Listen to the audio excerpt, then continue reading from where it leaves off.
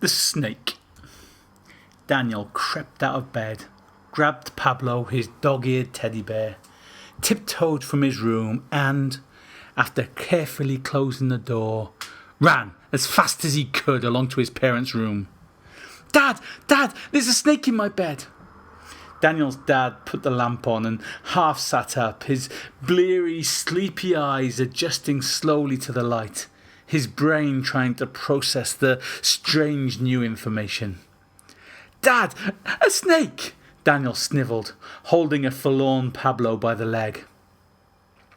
It was probably just a bad dream, Daniel. Go back to bed. His dad's voice was thick with sleep. No, Dad, it was a snake, Daniel implored. Daniel's mother had now turned on her bedside lamp. Go back to bed, Daniel, she said in a no-nonsense voice. Dan slumped away from their room, but there was no way he was going back to his. The snake was behind that door. He sat at the top of the stairs, wearing his harumph face and hugging Pablo. You saw it, Pablo, didn't you? It wasn't a dream. There was a snake, he muttered to the bear. He looked at the crack under the door and wondered if the serpent could crawl under it. It looked too thin for that big fat snake, but who knew if they had magic powers? He'd keep an eye on the door just in case.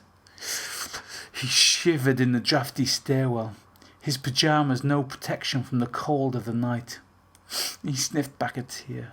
Why don't they believe me? Pablo looked with silent sympathy. It was a snake. I don't tell lies.